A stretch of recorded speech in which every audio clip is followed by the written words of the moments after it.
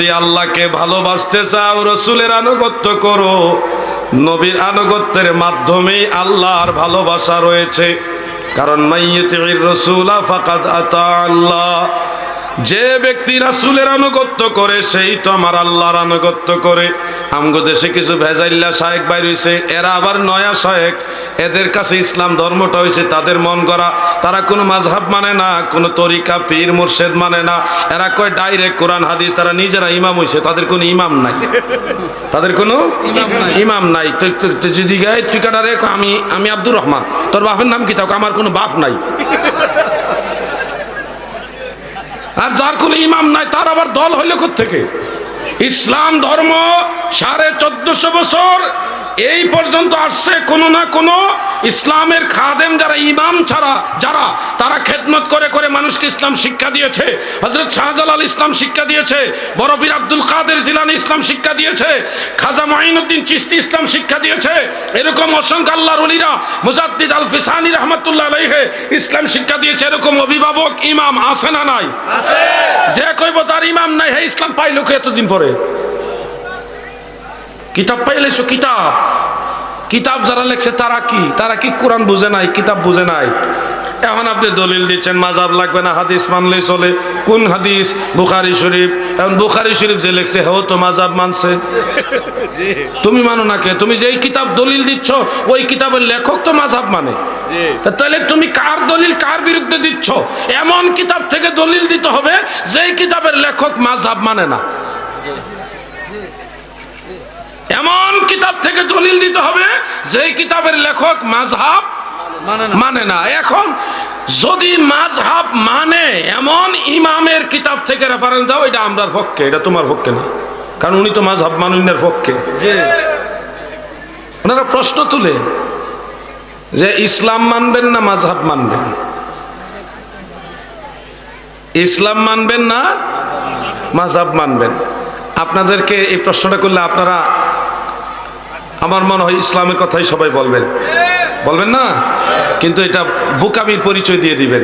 ওই যে ঢিল মারছে তার ঢিল মারার সফলতা আপনি দিয়ে দিলেন। আপনার ওই সময় কোনোটাই উত্তর না দিয়ে বলবেন যে ইসলাম এবং মাযহাবের মধ্যে পার্থক্য কি, এটা প্রশ্ন করবেন। একটা আরেকটার বিরুদ্ধে দাঁড় করায় দিছে সে, ইসলাম না মাযহাব। মানে ইসলাম এক দলে আর মাযহাব হইল আরেক দল, দুইটা দল বানাই ফেলছে। আমি আপনাদেরকে বোঝানোর জন্য বলি, হাদিস মানেন না বুখারী শরীফ মানেন? তাহলে বুখারী শরীফ মানেন না? বুখারী শরীফ মানেন, তাহলে হাদিস মানেননি। যুবক ভাইরা তোমরা মনে হয় বিষয়টা বুঝো নাই নাকি? বুঝছো না? হাদিস মানেন না বুখারী শরীফ মানেন? জোরে কর না। আমি শুনছি কুমিল্লা ছতপুরে মানুষ বেশি চালাক, আপনার কথাই কর না। যদি আপনাকে প্রশ্ন করে হাদিস মানেন না বুখারী শরীফ মানেন, কি বলবেন? জোরে কর না কেন? কি দুটোটাই মানি। হাদিস মানতে গেলে বুখারী শরীফ পড়তে হবে, আর বুখারী শরীফ পড়লেই হাদিস পড়া হবে। এইটাই। আপনাকে যদি প্রশ্ন করে ইসলাম মানবেন না মাযহাব মানবেন, আপনি কবেন ইসলাম মানার জন্য মাযহাব মানবো। তুই কেডা রে? তুই কোনটা? সব মাযহাব তো ইসলাম মানার জন্য। তুমি আবার কই থেকে আইছো? তুমি কি ডাইরেক্ট ওহী লই আইছো? তুমি তো ডাইরেক্ট কোনো ওহী নিয়ে আসো নাই। তুমি ওই তাদের কথাই বলতেছো, তাদের কিতাবের রেফারেন্স দিচ্ছ যারা মাযহাব মানে। বন্ধুরা আমার, এরা নামাজের মধ্যে ভেজাল লাগাইছে। লেডিস নামাজি এইভাবে নামাজ পড়ে, সূরা ফাতিহা শেষ হইলে আমিন, এই ঝামেলা শুরু হয়ে গেছে। সৌদি আরব দেখেছি, ও ভাই সৌদি আরব আমরা দেখছি অনেক নামাজি এইভাবে হাত বাঁধে, অনেকে নাভির নিচে, অনেকে নাভির উপরে, অনেকে হাত ছেড়ে দাঁড়িয়ে থাকে, এমন সবটাই আমরা দেখছি। কিছু মুসল্লি দেখছি তারা এইভাবে। এটি হলো আমাজাবি। বাংলাদেশে যেমন ভাইরাস আছে, এই দেশেও ভাইরাস আছে, ওইটি এমনি। আবার বেশিরভাগ মুসল্লি হলো নাভির উপরে, শাফি মাযহাবের যারা, আর হানাফি যারা তারা নাভির নিচে বাঁধে।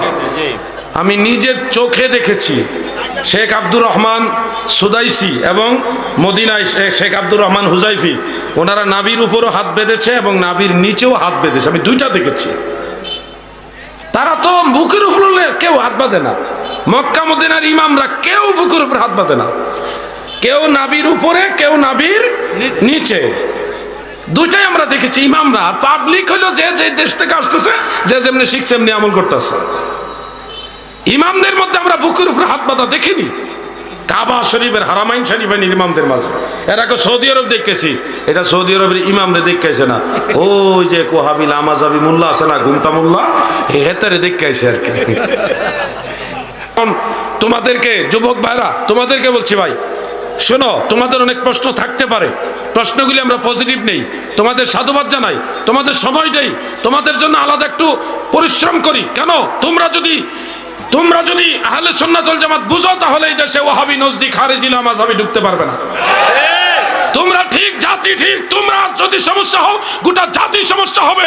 যুব সমাজ যদি নবীর সৈনিক হয়, নবীর সেনা হয়, বাতিলরা পালায়